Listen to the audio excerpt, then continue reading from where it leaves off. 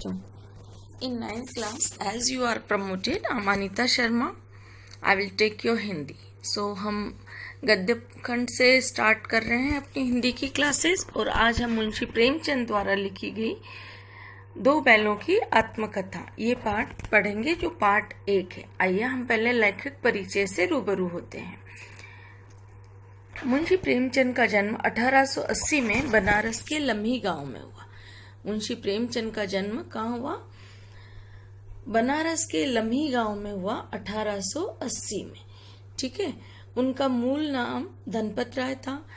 इनका बचपन अभाव में बीता। शिक्षा बीए तक हो पाई। शिक्षा विभाग में नौकरी की, परंतु असहयोग आंदोलन में जो इतिहास में नॉन कॉपरेशन मूवमेंट के रूप में हमने बहुत अच्छे से पढ़ रखा है, उसमें ये सक्रिय सहभाग लेने के लिए इन्होंने सरकारी नौकरी छोड़ दी, अर्थात त्याग पत्र दे दिया और लेखन कार्य के प्रति ये पूर्णतः समर्पित हो गए।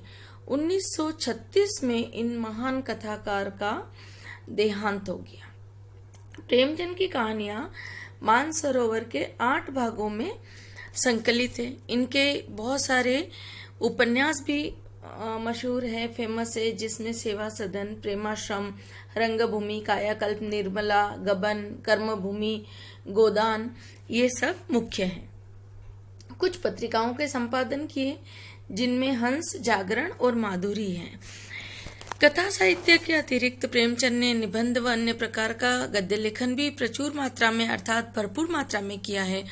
प्रेमचंद साहित्य को सामाजिक परिवर्तन का सशक्त माध्यम मानते थे, क्योंकि समाज में रहने वाले लोग जब साहित्य को पढ़ते हैं तो साहित्य उनके मन प्रतिबिंब, मन मस्तिष्क पर प्रभाव जरूर डालता है।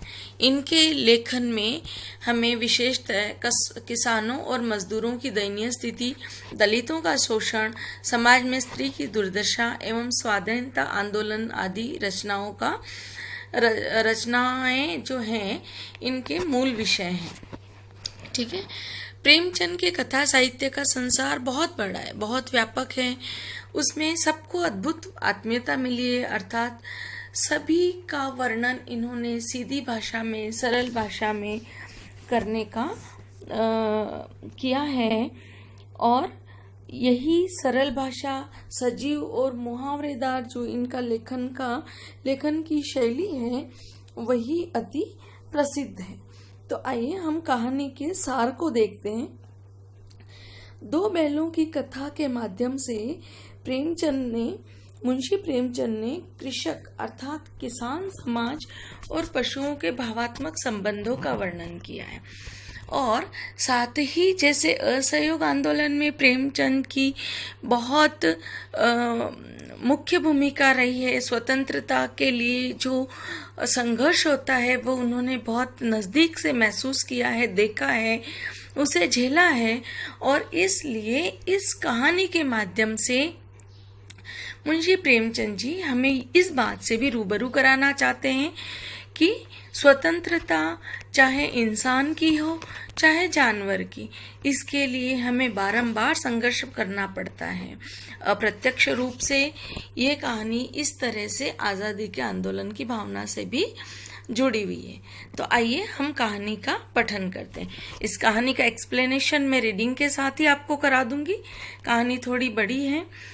So let's start. जानवरों में गधा सबसे ज़्यादा बुद्धिहीन समझा जाता है। हम सब किसी आदमी को परले दर्जे का बेवकूफ़ कहना चाहते हैं तो उसे गधा कहते हैं। अब थोड़ा सा सोचने की बात है कि हमने शीर्षक देखा कहानी का बैलों की आत्मकथा और मन में प्रश्न ऐसा आ रहा है कि शुरुआत गधे से कैसे हुई। तो मुंशी प्रेमचंद जी ने सबसे पहले उस जानवर के नाम से पाठ का आरंभ किया है जिसको हम वास्तव में बहुत बुद्धिहीन मानते हैं। पर बेटा, जब आप इस पैराग्राफ को, इस 5 लाइन को पढ़ोगे तो आपको ऐसा लगेगा कि अरे आज तक जिसे हम बुद्धिहीन या बहुत उपेक्षित प्राणी था, उस प्राणी की इमेज कहीं ना कहीं मुंशी जी ने हमारे मन में बदलने की कोशिश करी है। और मुंशी जी क्या कह रहे हैं? मुंशी जी कह रहे हैं कि गधे का सीधापन और उसकी निरापद सहिष्णुता ने उसे ये पदवी दी है। अर्थात वो ये कहना चाह रहे हैं कि क्या गधा बेवकूफ़ होता है या सिर्फ वो बहुत सहिष्णु होता है, अर्थात बहुत सहनशील होता है। और सहनशीलता वालों को हम अक्सर मूर्ख समझ लिया करते हैं, ऐसा प्रेमचंद जी का कहना है। आगे प्रेमचंद जी कहते हैं, गायें सींग मारती है, ब्याई हुई गाय तो अनायास ही सिंहनी का रूप धारण कर लेती। हमें पता है ब्याई हुई गाय एक माँ होती है और अपने बच्चे की जो सुरक्षा की जिम्मेदारी वो लेती है, और माँ हमेशा एक सिंघनी भी माँ हमेशा एक सिंघनी भी बन जाती है जब उसे अपने बच्चे की हिफाजत करनी हो। आगे मुंशी जी कहते हैं, कुत्ता भी बहुत गरीब जानवर है, लेकिन कभी कभी उसे भी क्रोध आ जाता है, किंतु गधे को कभी क्रोध करते नहीं सुना न देखा। जितना चाहो गरीब को मारो, जैसी चाहे सड़ी हुई घास दो, उसके चेहरे पर कभी असंतोष की छाया दिखाई नहीं देती है। इनफैक्ट कभी उनके चेहरे पर कभी किसी तरह की छाया दिखाई ही नहीं देती है। वो हमेशा एक विषाद की रेखा में, विषाद की रेखा का मतलब क्या हुआ, एक दुख की रेखा जो है वो उनके चेहरे पर एक समान चिरस्थायी होती है। चिरस्थायी होने का मतलब सदैव हमें देखने को मिलती है। मुंशी जी कहते हैं, केवल वैशाख में जो है केवल वैशाख में जो है कभी कभी वो कल्लोल कर लेता है, अर्थात थोड़ा सा चिल्लाते हुए हम उसे देख लेते हैं, थोड़ा सा